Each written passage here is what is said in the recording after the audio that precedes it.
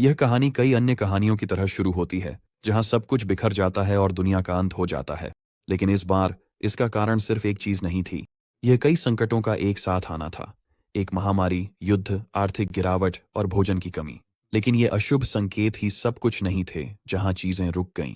असल तबाही तब आई जब ये खेल जैसे किरदार, जिन्हें राक्षस कहा जाता है, प्रकट हुए और उन्होंने लगभग मानवता को विलुप्ति की कगार पर पहुंचा दिया। खैर, इसके बाद जो हुआ वह काफी हद तक अनुमानित था। बिल्कुल उपन्यासों की तरह खास शक्तियों वाले मेटा ह्यूमन दिखाई देने लगे। सारी अफरा तफरी शुरू होने के 3 दिन बाद हम एक नशेड़ी को देखते हैं जो चिप्स खाते और सोडा पीते हुए ऐसे बैठा है जैसे यह कोई आम रविवार की दोपहर हो। और सच कहें तो यह एक अच्छा संकेत है। ये दिखाता है कि दुनिया पूरी तरह खत्म नहीं हुई है और यह नशेड़ी जो आराम से अपना नाश्ता कर रहा है, इसका जीता जागता सबूत है। लेकिन भले ही वह जिंदा है, वह पूरी तरह अकेला है और यह सोच उसे काफी उदास कर देती है। वह इस 100 वर्ग मीटर के अपार्टमेंट में अकेला बचा है, क्योंकि उसकी माँ, पापा, दादा और दादी अब सब जा चुके हैं। देखिए, उसके पिता ने आखिरकार यह जगह खरीदने का फैसला किया और बैंक से 2 करोड़ वॉन का कर्ज लिया। इतना ही नहीं, उन्होंने परिवार की सारी संपत्ति भी लगा दी, जिसकी कीमत भी 2 करोड़ वॉन थी। हमारे नायक यहाँ इसलिए रह रहे हैं जबकि वे अमीर परिवार में पैदा नहीं हुए, क्योंकि कुछ कर लाभ पाने के लिए एक शर्त थी। इन लाभों को पाने के लिए किसी को कम से कम 2 साल तक इस संपत्ति में रहना जरूरी था। चूंकि नायक का परिवार इसे खाली नहीं छोड़ सकता था, इसीलिए इस शर्त को पूरा करने के लिए वह खुद वहां रहने लगा। इसी वजह से वह इस अपार्टमेंट में फंसा हुआ है और अचानक आई प्रलय के बाद से ही यहाँ बंद है।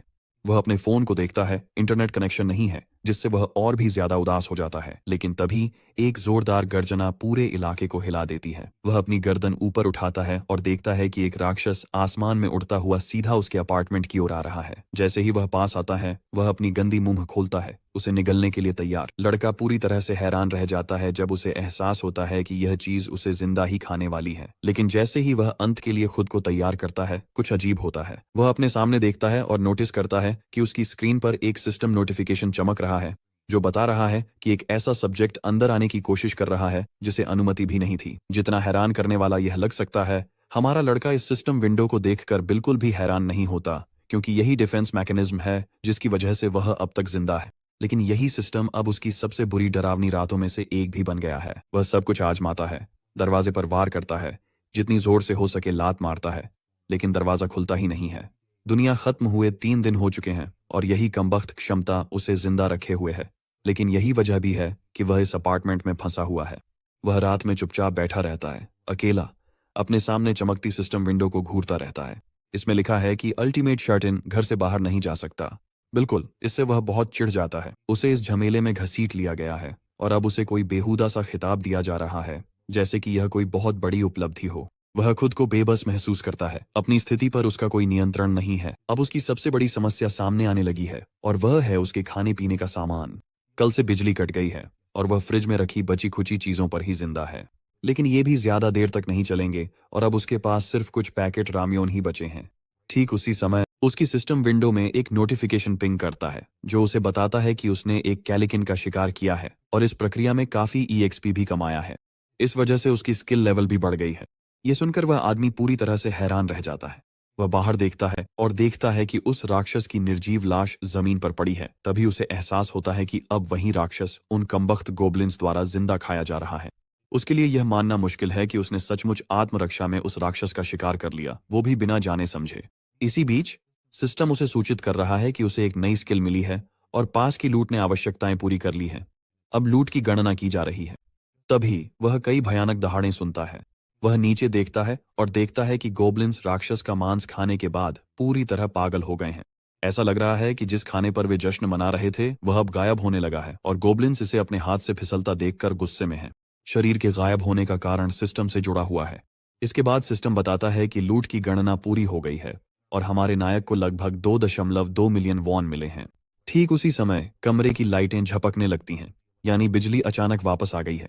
इसके बाद सिस्टम और जानकारी दिखाता है, जिसमें एक नया कौशल हाउस डिक्लेरेशन सामने आता है, जो फिलहाल स्तर 3 पर है। यह एक पैसिव स्किल है और शासक की अनुमति के बिना कोई भी घर में प्रवेश नहीं कर सकता। एक और पैसिव स्किल सामने आती है, डिग्निटी प्रिजर्वेशन, जो स्तर 1 पर है। अपनी गरिमा बनाए रखने के लिए घर के आधे फंक्शंस बहाल कर दिए जाएंगे। सिस्टम यह भी दिखाता है कि उसका वॉलेट लेवल अधिकतम हो चुका है और अब उसके पास कुल मिलाकर लगभग 2.2 मिलियन वॉन है। जब वह देखता है कि बिजली वापस आ गई है तो वह अपनी खुशी मुश्किल से ही संभाल पाता है। वह फ्रिज की ओर दौड़ता है, यह पुष्टि करने के लिए उसे खोलता है और वह चल रहा है। सिर्फ इतना ही नहीं, अब नलों में भी पानी आ रहा है और इलेक्ट्रिक स्टोव भी काम कर रहा है। उसके भीतर उत्साह उमड़ पड़ता है और वह अपनी भावनाओं को खुलकर व्यक्त करता है। सचमुच खुशी के आंसू बहाता है कि सब कुछ फिर से वैसा ही हो गया है जैसा दुनिया खत्म होने से पहले था। लेकिन थोड़ी सतर्कता के साथ वह अपना फोन उठाता है, यह देखने के लिए कि क्या नेटवर्क वापस आ गया है। उसकी निराशा के लिए नेटवर्क अभी भी बंद है। यह देखकर वह साफ तौर पर निराश है कि वह अभी भी बाहरी दुनिया से जुड़ नहीं सकता। लेकिन ठीक उसी समय उसकी नजर जमीन पर पड़ी एक पेन ड्राइव पर पड़ती है। वह उसे उठाता है, अपने पीसी में लगाता है और जब वह फाइलें चलाता है तो उसे अपने माता पिता की रिकॉर्ड की गई यादें मिलती हैं। यह उसके बचपन और जीवन यात्रा के पलों का संग्रह है जिसमें दिखाया गया है कि वह कैसे कदम दर कदम बड़ा हुआ। ये यादें उस अकेले इंसान को गहराई से झकझोर देती हैं, जिससे उसका दिल सुन्न हो जाता है। वह अब इतना ही चाहता है कि वह फिर से अपने परिवार को देख सके और कसम खाता है कि चाहे कुछ भी हो जाए वह उन्हें यहाँ लेकर आएगा। वह खड़ा हो जाता है, उसका संकल्प मजबूत हो जाता है। लेकिन इससे पहले कि वह अपने नेक विचारों में पूरी तरह डूब जाए, एक सिस्टम विंडो उसकी ध्यान आकर्षित करती है। ये उसे बताता है कि अब वह स्टोर में सूचीबद्ध वस्तुएं मूल कीमतों पर खरीद सकता है। यह कुछ पूरी तरह नया है और वह अकेला व्यक्ति एक पल के लिए स्तब्ध रह जाता है क्योंकि उसने इसकी बिल्कुल भी उम्मीद नहीं की थी। जिज्ञासावश वह स्टोर आइकन दबाता है। सिस्टम विंडो पॉपअप होती है जिसमें उसे उसकी कुल धनराशि और वस्तुएं सूचीबद्ध करने का विकल्प दिखता है। चूंकि सिस्टम यह दिखा रहा है कि उसके पास कितने पैसे हैं, ऐसा लगता है कि यह उसके वॉलेट से जुड़ा हुआ है। खैर, वह तय करता है कि इस स्थिति पर ज्यादा ध्यान न दे, इसलिए वह अपनी बालकनी की खिड़की खोलता है। इसके पहले कि वह बाहर कदम रख सके, सिस्टम उसे एक चेतावनी के साथ रोक देता है। वह अभी भी घर से बाहर नहीं जा सकता। खैर, उसे इसकी उम्मीद थी। कौशल। हालांकि उसकी कौशल स्तर में थोड़ी बढ़ोतरी हुई है, वह अभी भी फंसा हुआ है। एक बात तो साफ है, अगर वह राक्षसों का शिकार करता है तो उसका स्तर बढ़ेगा और शायद उसे नई क्षमताएं भी मिलेंगी। शायद उन क्षमताओं में से कोई एक उसे बाहर जाने की अनुमति दे दे। समस्या यह है कि अपनी वर्तमान स्थिति में उसे यह बिल्कुल नहीं पता कि राक्षसों को कैसे मारे। ऐसी परिस्थितियां जैसी कि कैलिकन के साथ हुई थी, उस पर फिर से भरोसा नहीं किया जा सकता। लेकिन तभी उसके दिमाग में एक विचार आता है, शायद वह कुछ गोब्लिन्स को मार सकता है। तो वह फ्रिज से एक पानी की बोतल निकालता है और तेजी से झटका देकर उसे पूरी ताकत से फेंकता है। बोतल अपार्टमेंट से बाहर उड़ती चली जाती है। इससे उसे थोड़ी देर के लिए खुशी मिलती है क्योंकि शुरू में उसे चिंता थी कि शायद वह चीजों को बाहर फेंक भी नहीं पाएगा। फिर वह इसे एक कदम और आगे ले जाने का फैसला करता है। वह एक डंबल उठाता है और बालकनी की ओर बढ़ता है। जैसे ही वह बाहर कदम रखता है, उसे कुछ असामान्य दिखाई देता है। गोब्लिन्स वहां हैं, लेकिन वे उस इलाके से दूर जा रहे हैं और मरे हुए राक्षसों के मांस के टुकड़े घसीट रहे हैं। असल में वे पीछे हट रहे हैं। यह देखकर वह शटिन बेचैन हो जाता है क्योंकि उसकी आखिरी उम्मीद भी हाथ से निकलती दिख रही है। बिना सोचे समझे वह जल्दी से अपना हाथ घुमाता है और पूरी ताकत से डंबल बाहर फेंक देता है। लेकिन गोब्लिन को लगने के बजाय वह डंबल मरे हुए राक्षस के शरीर पर गिरता है और इसके बदले में यह गुस्साए गोब्लिन्स का ध्यान अपनी ओर आकर्षित कर लेता है। जैसे ही उसे एहसास होता है कि उन्होंने उसे देख लिया है, उसका दिल डर के मारे तेज धड़कने लगता है। अब वह पसीने पसीने हो रहा है, पूरी तरह से डरा हुआ। उसके पास अभी भी एक डंबल बचा है, लेकिन वह उसे फिर से फेंक कर बर्बाद नहीं करना चाहता। लेकिन समस्या यह है कि उसके पास घर में ऐसा कुछ भी नहीं है जिससे वह इन राक्षसों को मार सके। और वह तो बिल्कुल भी इतना ताकतवर नहीं है कि टीवी या कंप्यूटर को खिड़की से बाहर फेंक सके। वह देखता है कि गोब्लिन्स और भी ज्यादा गुस्से में आ रहे हैं, पूरी तरह से हैरान परेशान हैं उस कमीने से जो उन पर चीजें फेंक रहा है। उन्हें इतना भड़का हुआ देखकर वह घर में छुपा हुआ लड़का बुरी तरह पसीने पसीने हो जाता है। उसे एहसास होता है कि अब गोब्लिन्स उसे फाड़ने के लिए तैयार हैं। वे इमारत की ओर दौड़ पड़ते हैं। लेकिन अजीब बात यह है कि यह स्थिति उतनी बुरी भी नहीं है। असल में यही तो वह चाहता था। गोब्लिन्स अब और करीब आ रहे हैं और अब वह बिना चूके उन पर वार कर सकता है। यही उसका मौका है। उसे अचानक वह स्टोर विकल्प याद आता है जो उसे पहले मिला था। वह जल्दी से अपना सिस्टम पैनल सक्रिय करता है, स्टोर खोलता है और फिर लिस्ट आइटम विकल्प दबाता है।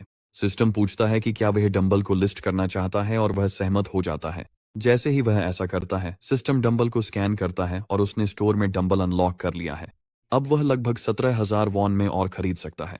घर में बंद रहने वाला यह देखकर काफी हैरान है कि जो कीमत लिस्ट की गई है वह ठीक वही है जो उसने ऑनलाइन डंबल खरीदते समय चुकाई थी, जिससे उसे लगता है कि यहाँ के बाजार भाव वही हैं जो दुनिया खत्म होने से पहले थे। तो वह आखिरकार इनमें से 2 खरीद लेता है। जैसे ही लेन देन पूरा होता है, सिस्टम विंडो नीली रोशनी के साथ चमकती है और डंबल प्रकट होने लगता है। इससे हमारा लड़का खुशी से झूम उठता है।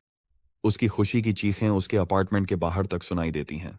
अगले ही पल वह डंबल को पूरी ताकत से फेंकता है और धड़ाम वह सीधे इस हरे कमीने के सिर पर जा लगता है, जिससे वह हमेशा के लिए खत्म हो जाता है। इस प्रक्रिया में मेरे बंदे को कुछ EXP और 3000 वॉन मिलते हैं, जो तुरंत उसके वॉलेट में जमा हो जाते हैं।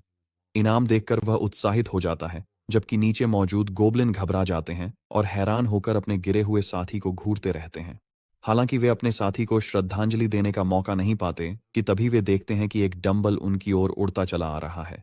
गोबलिन दौड़ पड़ते हैं, बिखर जाते हैं और खुद को बचाने के लिए इधर उधर भागते हैं, इसलिए डंबल किसी को नहीं लगता। शटीन इस बात से बेहद चिढ़ जाता है कि उसका निशाना चूक गया, तो स्वाभाविक रूप से वह और भी पैसे खर्च करता है और 3 और डंबल खरीद लेता है। वह उन्हें तुरंत फेंकता है और इस बार वह एक गोबलिन को गिरा देता है। सिस्टम तुरंत उसे सूचित करता है कि उसने अभी अभी एक लेवल 6 गोबलिन को गिराया है। हमेशा की तरह उसने कुछ पैसे कमाए हैं, लेकिन सबसे महत्वपूर्ण बात यह है कि उसका कौशल स्तर बढ़ गया है और उसने एक नई क्षमता अनलॉक कर ली है। पता चलता है कि उसे एक वैकल्पिक आयाम तक पहुंच मिल गई है, जिसमें वह वस्तुएं स्टोर कर सकता है। उत्साहित होकर वह सिस्टम को स्टोरेज खोलने का आदेश देता है। जब सिस्टम स्टोरेज खोलता है तो वह पूछता है कि क्या वह डंबल को अंदर रखना चाहता है। बिना किसी हिचकिचाहट के वह सहमत हो जाता है। डंबल पिक्सेलेट होने लगता है और एक सिस्टम विंडो पॉपअप होती है, जो पुष्टि करती है कि उसने सफलतापूर्वक एक नॉन स्लिप 3 किलो का डंबल स्टोर कर लिया है। फिर सिस्टम पूछता है कि क्या वह स्टोरेज से कोई वस्तु बुलाना चाहता है। उसका चेहरा खुशी से खिल उठता है जब वह उत्साहपूर्वक हाँ कहता है। डंबल तुरंत उसकी हथेली में प्रकट हो जाता है, जिससे वह इस एहसास से रोमांचित हो जाता है कि अब वह स्टोरेज से किसी भी जगह वस्तुएं बुला सकता है। डंबल फिर से हाथ में आते ही ये कमीना एक शरारती मुस्कान के साथ मुस्कुराता है, क्योंकि वह अपने दिमाग में चल रही शरारती सोच को मुश्किल से ही रोक पा रहा है और पहले से ही इस नई क्षमता से मिलने वाली तमाम संभावनाओं की कल्पना कर रहा है। तो वह तय करता है कि अब उसके अंतिम प्लान को अंजाम देने का समय आ गया है। वह बड़े आराम से डंबल खरीदता है और उन्हें एक एक करके स्टोर करता जाता है। जैसे ही वह पूरा कर लेता है, वह स्टोरेज को खोलने का आदेश देता है और एक ही कमांड में ढेर सारे डंबल प्रकट हो जाते हैं, मानो उसके पास बाबिलोन के द्वारों की चाबी हो। वह उन्हें ऐसे बरसाता है जैसे वह खुद गिलगमेश हो। गोबलिन बस हैरानी से देख सकते हैं, क्योंकि भारी संख्या में डंबल उनकी ओर गिरते हैं। उनमें से कुछ पूरी तरह से डर गए हैं और जैसे ही डंबल गिरना शुरू होते हैं, वह एक एक करके मरते गोबलिन से सारे अनुभव अंक हासिल करने लगता है। कुल मिलाकर वह सिर्फ एक झटके में 54,000 वॉन से थोड़ा ज्यादा कमा लेता है। सिस्टम फिर पूछता है कि क्या वह अतिरिक्त आइटम सूचीबद्ध करना चाहता है और मेरा बंदा तुरंत हाँ कह देता है। चूंकि वह स्टोर में अधिकतम 10 आइटम सूचीबद्ध कर सकता है, वह लगभग 10 आइटम डालता है, जिनमें किराने का सामान और अन्य जरूरी चीजें शामिल हैं। वह यहाँ तक कि वह डंबल भी बेच देता है जिसका इस्तेमाल उसने गोबलिन को हराने के लिए किया था, और अपनी रकम वापस पा लेता है। लेकिन अचानक उसे कुछ अजीब सा महसूस होता है। ऐसा लगता है कि उसने अभी अभी एक एक खो दिया है। वह एक पल के लिए सोचता है कि ऐसा क्यों हुआ होगा, और फिर अचानक उसके दिमाग में बात क्लिक करती है। शायद ऐसा इसलिए हुआ है क्योंकि फ्रिज चालू है और बिजली, गैस और पानी के बिल उसकी रकम को खा रहे हैं। यह खबर उसके लिए काफी चिंता की बात है, क्योंकि उसके पास अपने घरेलू खर्चों को पूरा करने के लिए और पैसे कमाने का कोई तरीका नहीं है। देखिए, जब उसने गोबलिन्स का शिकार उन पर डंबल गिराकर किया, तो वे बदबूदार डरपोक भाग गए और अपना पुराना घर छोड़ दिया। तब से वह केवल 2 और गोबलिन्स को मार पाया है, और उसे यकीन नहीं है कि इलाके में शिकार करने के लिए कोई और जीव बचा भी है या नहीं। जब वह नीचे देखता है तो उसे केवल एक मरे हुए राक्षस का सड़ा हुआ सिर दिखाई देता है। शटीन जानता है कि अगर उसने जल्दी ही शिकार करने के लिए कुछ नहीं ढूंढा तो उसकी हालत खराब हो जाएगी, तो उसे किसी भी हाल में कोई उपाय निकालना ही होगा। वह मायूस चेहरे के साथ आसमान की ओर घूरता है, इस उम्मीद में कि कोई उड़ता हुआ राक्षस दिख जाए जिसे वह शिकार कर सके। और लगता है किस्मत उसके साथ है, क्योंकि अचानक वह देखता है कि एक विशाल राक्षस आसमान में सीधा उड़ता चला आ रहा है। शटीन एक पल के लिए हैरान रह जाता है, लेकिन वह किस्मत से मिली इस मौके को गंवाना नहीं चाहता। वह तेजी से शिकार की तैयारी करने दौड़ पड़ता है। वह एक बड़ा चम्मच बांधता है। वह एक बड़ी चम्मच को सीढ़ी से बांधता है और उसे बालकनी के बाहर बढ़ा देता है, क्योंकि वह सीमाओं के बाहर कदम नहीं रख सकता। फिर वह चमकदार चम्मच को चमकाने लगता है ताकि राक्षस का ध्यान आकर्षित कर सके। जैसा कि अपेक्षित था, आखिरकार राक्षस को इमारत से आ रही चमक दिखाई देती है, और जैसे ही उसकी नजर उस पर पड़ती है, वह सीधे शट-इन की ओर दौड़ पड़ता है ताकि उसे जिंदा खा सके। शट-इन काफी खुश है कि उसने इस बेवकूफ राक्षस को सफलतापूर्वक फंसा लिया है, और जब राक्षस बाधा से टकराता है तो उसका सिर पीछे उछल जाता है। शट-इन को पूरा यकीन है कि अब सब हो गया है और उसका लेवल अप होने ही वाला है, लेकिन तभी राक्षस अपने पंखों को जोर जोर से फड़फड़ाने लगता है, जिससे शट-इन की ओर तेज हवा के झोंके आते हैं। राक्षस के पंखों से उठी हवा का दबाव इतना ज्यादा है कि शट-इन मुश्किल से खड़ा रह पाता है, बार बार पीछे की ओर धकेला जा रहा है। आखिरकार राक्षस नजरों से ओझल हो जाता है, लेकिन जब हमारा लड़का बालकनी से झांकता है तो वह हैरान रह जाता है कि वह जीव ठीक उसकी खिड़की के बाहर बैठा है। वह डरावना जीव मुंह पूरा खोलकर उस पर दहाड़ता है। उसकी मरोड़ी हुई जीभ लटक रही है, लार टपक रही है, और वह हमारे लड़के को किसी स्वादिष्ट नाश्ते की तरह घूर रहा है। दूसरी ओर शटिन इतना डरा हुआ है कि हिल भी नहीं पा रहा। फिर राक्षस अपना मुंह बंद करता है और अपनी कठोर चोंच को जोर से बांधा पर मारता है। सिस्टम तुरंत एक चेतावनी दिखाता है जिसमें बताया जाता है कि कोई अनधिकृत इकाई प्रवेश करने की कोशिश कर रही है, लेकिन चाहे राक्षस कितनी भी ताकत लगा ले, वह अंदर नहीं घुस पाता। हर बार बेकार सा लगता है। फिर भी उसके हमलों की जबरदस्त ताकत देखकर शटिन हैरान रह जाता है और उसे शक होने लगता है कि क्या यह बाधा सच में इसे रोक पाएगी। वह कोई जोखिम नहीं लेना चाहता, इसलिए वह जल्दी से अपनी दुकान खोलता है और देखता है कि वह कौन कौन सी चीजें खरीद सकता है। अब तक जो उसने देखा है उसके अनुसार लूट कैलकुलेटर तभी सक्रिय होता है जब कोई लाश पास में हो, और इसी वजह से उसकी गोब्लिन शिकार हमेशा सफल नहीं रही है। कुछ बचे हुए लोगों ने अपने मारे गए साथियों की लाशें हटा दी थीं और उन लाशों को लूट के रूप में नहीं गिना गया। दूसरे शब्दों में, अगर शरीर और खिलाड़ी के बीच की दूरी एक निश्चित सीमा से अधिक हो जाती है तो लूट कैलकुलेटर सक्रिय नहीं होता। शटिन नहीं चाहता कि ऐसा हो, इसलिए वह यह पता लगाना चाहता है कि क्या कोई तरीका है जिससे वह उस राक्षस को एक ही वार में गिरा सके। तभी उसकी नजर अपनी दुकान में रखी 900 मिलीलीटर की कैनोला ऑयल की बोतलों के ढेर पर पड़ती है। बिना समय गंवाए वह जल्दी से उन बोतलों में से 10 खरीद लेता है। जैसे ही लेन देन पूरा होता है, सारी 10 बोतलें उसके पैरों के पास प्रकट हो जाती हैं। वह सारी बोतलें उठा लेता है, फिर एक पैन को चूल्हे पर रखता है। वह सारा तेल पैन में डालता है और आंच जला देता है। इसके बाद वह अपनी झाड़ू उठाता है और उस पर ढेर सारे डिस्पोजेबल पेपर लपेटकर अच्छी तरह टेप कर देता है। वह कागज को तेल में भिगोता है, फिर अपनी दुकान दोबारा खोलता है और उबलता हुआ कैनोला ऑन एयर लिस्ट कर देता है। सिस्टम सफलतापूर्वक घोषणा करता है कि उबलता हुआ तेल लिस्ट कर दिया गया है। इसके बाद वह लाइटर उठाता है और भीगे हुए कागज को जलाने की तैयारी करता है। कागज तुरंत आग पकड़ लेता है और जब वह खिड़की की ओर जाता है तो हम देखते हैं कि राक्षस अभी भी उसके अपार्टमेंट की छत पर बैठा है, अपने शिकार के बाहर आने का इंतजार कर रहा है। राक्षस को यह जरा भी अंदाजा नहीं है कि उसका शिकार असल में शिकारी है, और अब राक्षस को यह बात बहुत कड़वे तरीके से समझ में आने वाली है। शटिन तुरंत कैनोला ऑनेल को समन करता है और जैसे ही सिस्टम विंडो एक्टिवेट होती है, सारा उबलता हुआ तेल राक्षस के सिर पर गिर जाता है।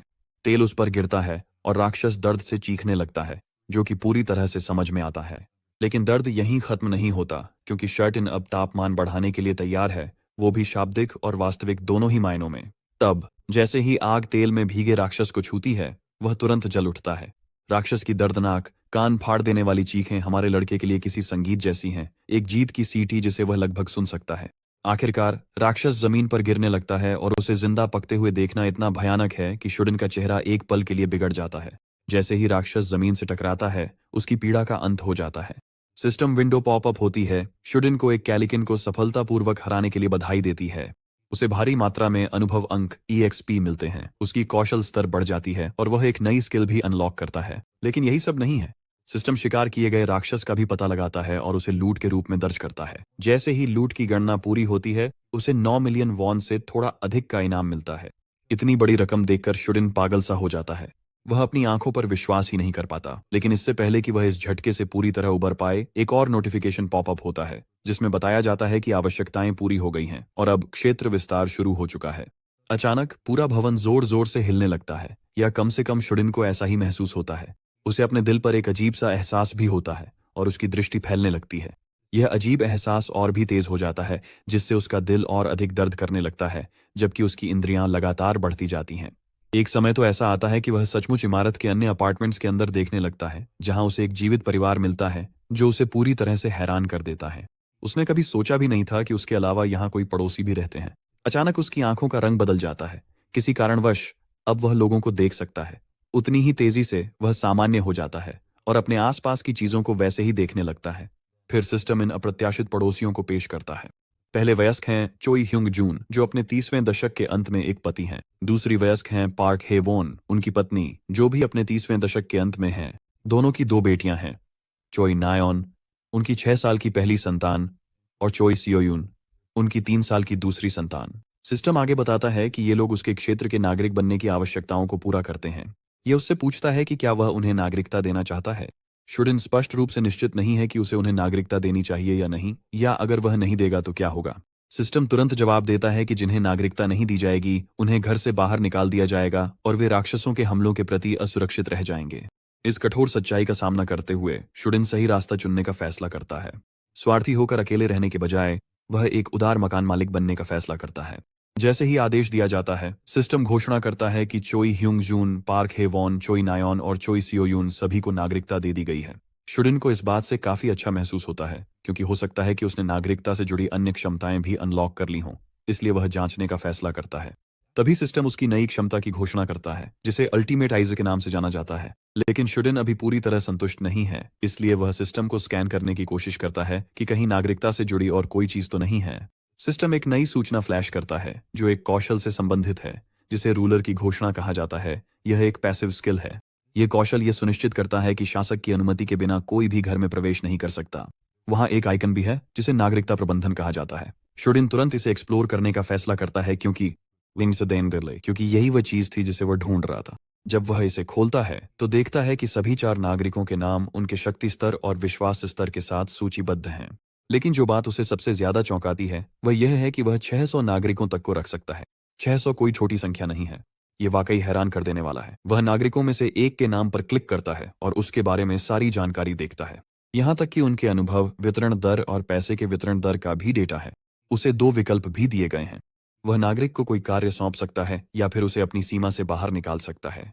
उसे यह बिल्कुल समझ नहीं आता कि अनुभव और पैसे के वितरण दर का क्या मतलब है, लेकिन वह अनुमान लगाता है कि शायद इसका संबंध इस बात से है कि नागरिक उससे कितना अनुभव और पैसा साझा करते हैं और वह इस दर को नियंत्रित कर सकता है। खैर, यह उसे किसी चीट कोड जैसा लगता है क्योंकि अब वह खुद तय कर सकता है कि उसे कितना पैसा चाहिए। फिर उसकी नजर कार्य क्वेस्ट विकल्प पर जाती है और वह सोचता है कि यह कैसे काम करता है। जिज्ञासावश वह बटन दबा देता है। एक नई स्क्रीन खुलती है जिसमें वह कार्य का विवरण, समय सीमा, इनाम और यहां तक कि असफलता पर दंड भी कस्टमाइज कर सकता है। बिना ज्यादा सोचे वह जल्दी से चोई ह्यूंगजुन को एक साधारण कार्य सौंपता है। 168 घंटों के भीतर एक गोब्लिन को मारना। इनाम क्या है? थोड़ा सा अनुभव। दंड क्या है? कम से कम अभी के लिए कुछ भी नहीं। सिस्टम उससे कार्य की पुष्टि करने के लिए कहता है, लेकिन हाँ दबाने से पहले शटिन यह सोचने लगता है कि वह दंड को कितनी दूर तक बढ़ा सकता है। इसे परखने के लिए वह दंड को असफलता पर मृत्यु में बदल देता है। उसके हैरान होने पर सिस्टम बिना किसी हिचकिचाहट के इस अनुरोध को स्वीकार कर लेता है। हालांकि वह कार्य की पुष्टि नहीं करता और सिस्टम उसकी अनुरोध को अपने आप रद्द कर देता है। वह कभी भी किसी को कार्य में असफल होने पर सच में मारने वाला नहीं था। असल में यह देखकर वह काफी परेशान हो जाता है। यह सोचकर कि उसके पास कभी भी किसी भी नागरिक को सिर्फ एक दंड के जरिए मारने की शक्ति है, वह अंदर से बहुत बेचैन हो जाता है। वह सोचने लगता है कि अब उसे क्या करना चाहिए और तभी वह अपनी हाल ही में प्राप्त की गई एक क्षमता का उपयोग करता है, अल्टीमेट आइज। उसका दृष्टिकोण फैलने लगता है और वह सचमुच सब कुछ देख सकता है। एक बार फिर वह नीचे उस परिवार को देखता है। परिवार परेशान नजर आता है और पत्नी अपने पति से पूछती है कि अब उन्हें क्या करना चाहिए। पति ह्यूंगजुन को बिल्कुल भी अंदाजा नहीं है कि उन्हें क्या करना चाहिए। कम से कम वह इतना तो कर सकता है कि बाहर जाकर थोड़ा पानी ले आए। इसलिए वह अपनी पत्नी से कहता है कि वह बच्चों के साथ यहीं रुके और उसका इंतजार करे। लेकिन उसकी प्यारी पत्नी ह्योवोन इस बात से सहमत नहीं है क्योंकि बाहर का इलाका राक्षसों से भरा हुआ है। ह्यूंगजुन भी यह बात जानता है, लेकिन उसके पास कोई और विकल्प नहीं है। उसकी पत्नी फिर यह बात उठाती है कि हो सकता है उसे पानी मिले ही ना, लेकिन वह उसे याद दिलाता है कि पास में ही एक सुविधा स्टोर है और वह काफी बड़ा है, तो वहां कुछ न कुछ जरूर मिलेगा। प्यासे बच्चे अपने पिता से पानी के लिए मिन्नतें करने लगते हैं, जिससे ह्यूंगजुन पर बाहर जाने का दबाव और भी बढ़ जाता है। आखिरकार वह तय करता है कि उसके पास कोई और विकल्प नहीं है और उसे अपनी परिवार की सबसे जरूरी चीज लाने के लिए बाहर जाना ही होगा। वह अपनी पत्नी से कहता है कि उस पर भरोसा रखे और वादा करता है कि वह जल्दी लौट आएगा। क्योंकि ह्योवोन के पास कोई बेहतर विकल्प नहीं है, वह सिर झुका लेती है और उसे जाने देती है। हालांकि साफ है कि वह डरी हुई है। ठीक उसी पल मेरा बंदा अपनी स्किल बंद कर देता है और अचानक हम वापस उसके अपार्टमेंट में आ जाते हैं। हमारे घर में बंद रहने वाले को अभी अभी एहसास हुआ है कि बाहर हालात कितने खराब हो चुके हैं। वह यह देखने के लिए अपनी स्टोर इंटरफेस खोलता है कि क्या वह स्टोर की स्टोरेज बढ़ा सकता है। जब वह अपनी विंडो स्किल एक्टिवेट करता है तो देखता है कि तीनों स्टोरेज से जुड़ी स्किल्स अभी भी लेवल 1 पर ही हैं। लेकिन अच्छी खबर यह है कि इन्हें सिर्फ एक पॉइंट से अपग्रेड किया जा सकता है, सिर्फ एकल अंक, और फिलहाल उसके पास 3 है। इस एहसास से वह बेहद खुश हो जाता है। सिस्टम उसे संकेत देता है, पूछता है कि क्या वह अल्टीमेट शटिन की स्टोर स्किल का स्तर बढ़ाना चाहता है। एक पल की भी झिझक के बिना मेरा बंदा हाँ चुनता है। सिस्टम विंडो नीली चमकती रोशनी से जगमगा उठती है और जैसे ही अपग्रेड पूरा होता है, सिस्टम घोषणा करता है कि स्टोर अब स्तर 2 पर है। अब वह 20 आइटम्स तक सूचीबद्ध कर सकता है। एक बोनस के रूप में सभी वस्तुओं की कीमतों पर 10% की छूट भी लागू कर दी गई है। अपग्रेड के बाद उसे एहसास होता है कि उसके पास अभी भी 2 अंक बचे हैं। ठीक से सोचने के बाद वह तय करता है कि इन अंकों को स्टोर और डिग्निटी प्रिजर्वेशन स्किल में निवेश करेगा, क्योंकि अब आगे उसे और नागरिकों का सामना करना पड़ सकता है। आखिरकार वह फिर से अपने स्टोर का स्तर बढ़ा लेता है। जैसे ही यह स्तर 3 पर पहुंचता है, वह 40 वस्तुओं तक सूचीबद्ध कर सकता है और उसे एक नई सुविधा मिलती है, वस्तुओं को पुनर्स्थापित करने की क्षमता। यह मूल रूप से एक ऐसी सुविधा है जो पुरानी घिसी पिटी वस्तुओं को फिर से नई बना सकती है। यह सुनने में बिल्कुल भी बुरा नहीं लगता, और सच कहें तो मेरा बंदा बहुत खुश है कि उसने स्टोरेज का स्तर 3 तक बढ़ा दिया। समय बर्बाद किए बिना वह स्टोर खोलता है और कुछ समदासु पानी और जेजू संतरे खरीदता है। फिर वह तय करता है कि अपनी अन्य क्षमताओं को भी अपग्रेड करे। सिस्टम उसे संकेत देता है, पूछता है कि क्या वह अल्टीमेट शट-इन की गरिमा संरक्षण कौशल का स्तर बढ़ाना चाहता है। बिल्कुल, वह बिना किसी हिचकिचाहट के हाँ कह देता है। मेरे बंदे के दिमाग में एक साफ सुथरी योजना है। अगर वह अपने पड़ोसियों को बिजली और पानी जैसी जरूरी चीजें मुहैया कराता है, तो वह बदले में तरह तरह की चीजें मांग सकता है। अब जब गरिमा संरक्षण कौशल स्तर 2 पर पहुंच गया है, तो उसे एक नई विशेषता मिलती है, वासल्स को पंजीकृत करने की क्षमता। हालांकि शटिन को इसका मतलब भी नहीं पता। इसी बीच ह्यूंग जून अपने परिवार का पालन पोषण करने के लिए घर छोड़ने के लिए तैयार है। ह्योवन अपने पति को इस तरह उन्हें छोड़ते हुए देख भी नहीं पा रही थी, लेकिन वह आदमी अपनी छोटी बेटियों को आश्वस्त करता है कि वह जल्दी ही लौट आएगा। वह उन्हें हिम्मत रखने और उसके न रहने पर घर की रक्षा करने के लिए प्रोत्साहित करता है। हालांकि लड़कियां साफ तौर पर डरी हुई हैं। वे नहीं चाहती कि उनके पिता जाएं। उनकी छोटी छोटी आवाजें कांप रही हैं जब वे उनसे रुकने की गुहार लगाती हैं। ह्यूंग जून फिर दोनों को प्यार से सिर पर थपथपाते हैं और वादा करते हैं कि वे सबके लिए खाना और पानी लेकर लौटेंगे। वे उनसे कहते हैं कि उनके न रहने पर अपनी माँ की बात सुने। लेकिन तभी लड़कियों में से एक का सब्र टूट जाता है। उसके चेहरे पर आंसू बहने लगते हैं जब वह उसे बाहर के राक्षसों की याद दिलाती है। दृश्य हाल ही के अतीत में चला जाता है, एक ऐसा पल जो समय में थम गया है, जब दोनों लड़कियां पार्क में खुशी खुशी खेल रही थीं, जैसे दुनिया के टूटने का कोई खतरा ही न हो। लेकिन फिर सब कुछ बदल जाता है। अचानक गॉब्लिन्स सड़कों पर उमड़ पड़ते हैं और अफरा तफरी मच जाती है। लड़कियां सन्न रह जाती हैं। उनके चेहरों की खुशी अब पूरी तरह डर में बदल जाती है। वे खेल के मैदान से उतनी तेज दौड़ती हैं जितनी तेज उनके छोटे छोटे पैर उन्हें ले जा सकते हैं। बड़ी बहन स्वाभाविक रूप से अपनी छोटी बहन का हाथ पकड़ लेती है और उसे खींचते हुए अपनी जान बचाने के लिए दौड़ पड़ती है। लेकिन तभी उनके पिता बड़ी लड़की को पकड़ लेते हैं, जबकि माँ छोटी को पकड़ती हैं और पूरा परिवार अपनी जान बचाने के लिए दौड़ पड़ता है। पिता जब अतीत के उस डर को याद करते हैं तो बाहर कदम रखने से पहले हिचकिचाते हैं। वह अपनी बेटियों को पीछे छोड़ना नहीं चाहते, खासकर क्योंकि अगर वह बाहर गए तो यह आखिरी बार हो सकता है जब वह उन्हें देख रहे हों। लेकिन उनके पास कोई विकल्प नहीं है। एक आदमी को वही करना होता है जो उसे करना चाहिए। तभी अचानक दरवाजे का हैंडल हिलने लगता है, जिससे सभी चौंक जाते हैं। ह्यूंग जून सावधानी से एक दरवाजे की ओर बढ़ता है, हाथ में कसकर पकड़े हुए।